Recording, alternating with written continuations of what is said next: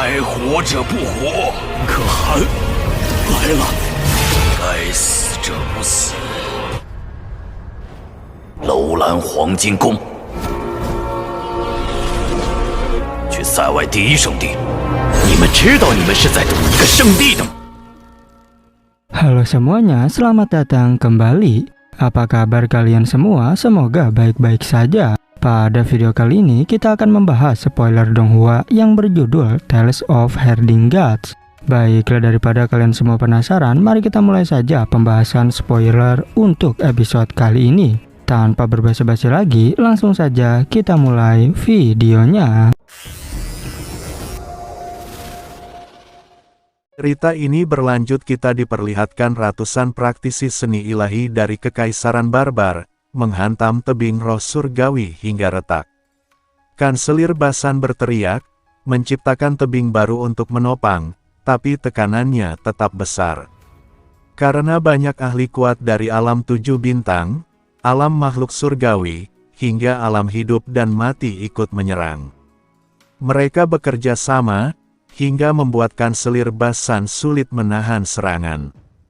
Jenderal tua berteriak, korbankan peluru pisau. Seketika ribuan pisau harta karun melesat menghujani tebing, menusukinya tanpa henti, hingga penuh cahaya tajam dan dentingan logam menggema. Ekspresi Basan berubah tegang, ia mundur 10 langkah karena tekanan besar, hingga tebing roh surgawinya menyusut. Ia berteriak agar Qin Mu dan Ling Yuxiu bersiap. Tiba-tiba terdengar trompet dari padang rumput, pasukan barbar lain muncul mengejar. Jenderal tua berteriak, hadapi musuh. Pasukan besar itu terdiri dari prajurit infanteri, kavaleri penunggang binatang buas, dan prajurit wanita di atas burung besar, melemparkan mantra serta pedang tajam dari udara. Qin Mu melihat jenderal barbar muda di atas gajah putih. Saat menatap tebing roh surgawi, jenderal itu kaget lalu berteriak, angin. Pasukannya menjatuhkan labu raksasa, mengeluarkan udara hitam yang berubah jadi tornado naga, menimbulkan kehancuran. Para perwira barbar melompat ke langit, mengendalikan angin, menyapu praktisi seni ilahi, lalu membantai mereka dengan pisau. Jenderal di atas gajah putih kembali berteriak, hujan. Pasukan barbar membuka guci tanah liat, kabut keluar lalu berubah jadi hujan deras. Para perwira merapal mantra, menjadikan tetesan hujan sebagai pedang yang menusuk prajurit barbar hingga tewas. Jenderal muda berteriak lagi, guntur. Wanita di atas burung raksasa menabuh genderang, menghasilkan gemuruh petir yang melemahkan pertahanan musuh. Angin, hujan, dan guntur menghantam sekaligus, membuat sebagian besar prajurit barbar tewas, hanya menyisakan praktisi kuat yang hampir tak bisa dilukai mantra biasa. Jenderal barbar tua sadar tak bisa lari, lalu berlutut memohon pada Jenderal Torimu agar diselamatkan. Lebih dari 20 praktisi kuat ikut menyerah. Namun Torimu mencibir, suku Tiermu berani memberontak lalu ingin hidup. Martial Han melarang menerima penyerahan. Ia mengulurkan tangan, memanggil pilar pedang yang melesat cepat menembus tengkorak jenderal tua itu, bahkan menembus dinding cahaya tebing roh surgawi dan meninggalkan lubang kecil. Kanselir Basan membubarkan tebing roh surgawi, dan melihat pasukan Torimu membantai pemberontak hingga tak ada yang selamat. Para perwira barbar menenteng kepala musuh sambil bersorak, membuat Qin Mu mengerutkan kening. Torimu lalu maju di atas gajah putih, menatap Basan dan bertanya, apakah kau Martial Han? Basan pun mengangguk membenarkan hal itu. Torimu yang bersemangat berkata, dulu kau menghalau 800 praktisi seni ilahi sendirian, itu sungguh luar biasa. Tapi kini kau tak sekuat legenda, sepertinya gelar Martial Han-mu tak bisa dipertahankan lagi. Basan hanya terkekeh sambil berdiri di atas bantengnya. Torimu berdiri di atas gajah, pedangnya memancarkan cahaya ki yang menutupi langit, lalu menusuk ke arah Basan. Dengan satu tebasan, Basan memutus cahaya pedang itu, dan membuat Torimu terlempar jauh. Tak lama kemudian Torimu kembali, sirahnya terbelah dua, namun ia menatap Basan dengan hormat sambil berkata, "Martial Han, ketenaranmu dalam bertarung masih hidup sampai kini." Torimu berlutut dan berkata, bahwa Dukun Agung memerintahkan, untuk memperlakukan Martial Han dengan baik. Basan mengangguk, menyebut gelarnya dulu juga pemberian Dukun Agung, dan bila ingin dicabut harus dilakukan secara langsung. Torimu menegaskan, padang rumput penuh pahlawan yang bisa menantangnya. Hulinger terkekeh mendengar ucapannya. Tiba-tiba banteng hijau mencibir gajah putih, menabraknya sambil mengejek, lalu bertarung hingga gajah putih tewas berlumuran darah. Torimu lalu memimpin pasukan, mengawal mereka ke Istana Emas Roland. Kinmu memperhatikan strategi militernya yang mirip dengan Kekaisaran Yankang, membuatnya penasaran siapa sebenarnya yang meniru siapa. Setelah pertempuran, Torimu sangat menghormati mereka, memberi makanan dan minuman di perjalanan.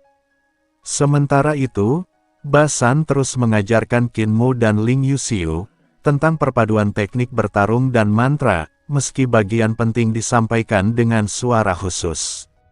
Setelah 6 hari perjalanan, mereka tiba di dekat Istana Emas Roland. Torimu berhenti mengawal dan kembali ke sukunya. Kanselir Basan menjadi muram, menduga Dukun Agung ingin mencabut gelar Martial Han, dan khawatir akan ditantang di istana, membuatnya tak sempat mencuri tubuh gurunya. Kinmu bersemangat menawarkan diri, namun Kanselir Basan menolak, menjelaskan istana emas yang penuh segel, dan mekanisme rumit yang tak bisa ditembus dengan cara mencuri biasa. Kinmu berkata serius, tentang kakek pincang di desanya yang kehilangan satu kaki. Namun Kanselir Basan menegaskan, itu tanda ketidakmampuan. Ia meminta Kinmu dan Ling Yuxiu untuk fokus memblokir gerbang Istana Emas Roland, sementara sisanya akan ia tangani sendiri. Kanselir Basan hanya khawatir, Grand Saman akan mempermainkannya dan mengulur waktu. Tak lama kemudian, Istana Emas Roland tampak megah di depan mereka. Kinmu melihat danau luas seperti lautan, pegunungan perak bersalju, dan di tengahnya berdiri gunung emas. Dengan mata langitnya, ia sadar itu bukanlah gunung, melainkan istana emas megah yang dipenuhi aula, hingga tampak menutupi seluruh gunung. Di padang rumput hanya emas yang berlaku, jadi mereka memakai emas batangan pemberian Jenderal Bian, untuk biaya perjalanan mereka. Bagi rakyat di sana emas sangat langka, sehingga istana yang seluruhnya dari emas menunjukkan kemewahan luar biasa. Saat tiba di danau, Kinmu melihat perahu kayu dengan pria bertanduk berdiri di haluan, berpakaian hitam dan bersandar pada tongkat bambu. Di perairan dangkal, tiang-tiang kayu penuh kepala busuk tergantung. Kanselir Basan berkomentar, ilmu pengumpulan jiwa para dukun lebih kejam dari metode sekte iblis surgawi. Kinmu menatap pria itu, wajahnya mirip kambing gunung coklat dengan sedikit bulu di wajahnya. Kinmu tertegun melihat dukun bertanduk mirip kambing, ia teringat dengan cerita prajurit, yang diracun dukun barbar hingga koma oleh cermin pantulan. Kini ia sadar, jika tanduk itu asli dan bukan topeng. Dukun itu menatap tajam, Martial Han, Dukun Agung sudah menunggu, naiklah ke perahu. Basan mengatakan, air danau ini tak punya daya apung, hanya perahu istana yang bisa menyeberang. Kinmu, Ling Yuxiu, Hulinger, dan banteng hijau pun ikut naik. Sementara tatapan dukun itu mencibir mereka, sambil mendorong perahu ke seberang. Ling Yuxiu berkata, mereka bisa berjalan atau terbang menyeberang, tapi dukun barbar tertawa sinis, udara di sini sudah mati. Sapi hijau menjelaskan, benar, udara tak mengalir, sehingga mustahil terbang. Ia merasakan hampa di sekitar, dan siapapun yang bernapas di tempat ini, akan cepat kehabisan udara lalu mati lemas. Danau air lemah membuat udara terhenti total. Selama perahu bergerak mereka bisa bernapas, tapi jika berhenti pasti akan mati. Terbang juga mustahil karena udara hampa, bahkan mantra angin dan hujan Hulinger tak berguna. Dukun barbar terbahak, kau bisa saja mengelilinginya, tapi butuh 2 hari, dan di pegunungan salju hampir tak ada yang bisa keluar lagi. Kinmu dengan mata langit melihat kabut tipis seperti kain muslin menutupi langit danau, membuat udara tak bersirkulasi. Saat menatap dasar danau, ia melihat tulang belulang, membuat Ling Yuxiu terkejut. Kanselir Basan berkata, itu budak yang dipakai sekte dukun untuk mantra. Perahu kayu didayung cepat oleh dukun bertanduk hingga tiba di kaki gunung salju. Dukun itu tertawa nakal, "Martial Han, silahkan." Basan hanya tersenyum lalu melangkah menuju gunung emas. Suara trompet bergema panjang, mengguncang gunung hingga longsoran salju terjadi. Basan tertawa keras, membuat Qi dan darah banyak orang bergejolak, seakan kepala mereka hendak meledak. Dari puncak gunung terdengar suara berat menantangnya, "Martial Han, kekuatanmu kini melampaui dulu.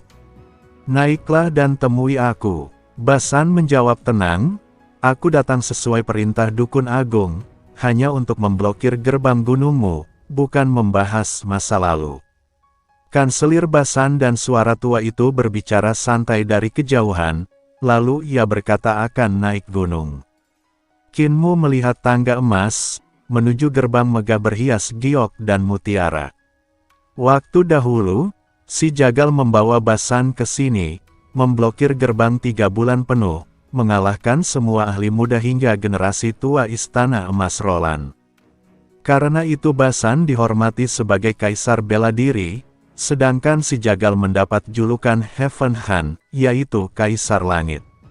Basan membawa mereka ke gerbang gunung, di sana banyak dukun dan praktisi kuat sudah menunggu. Ia mengejek mereka, lalu banteng hijau berubah jadi raksasa berotot, dan mencabut gerbang emas dengan mudah, membuat semua orang terkejut. Basan memerintahkannya membawa gerbang ke atas gunung, untuk memblokir aula utama Istana Emas Roland, agar lebih mudah mencuri tubuh bagian bawah gurunya. Kanselir Basan sadar, membawa gerbang berarti menyinggung Istana Emas Roland, dan kemungkinan diserang habis-habisan.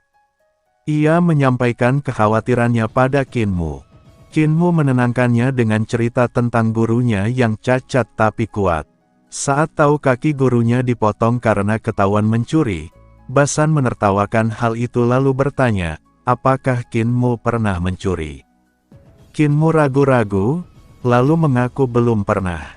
Kanselir Basan menyerahkan peta Istana Emas Roland pada Kinmu, tapi menekankan mereka harus bertindak perlahan dan beradaptasi, mencari kesempatan untuk mencuri tubuh bagian bawah guru mereka.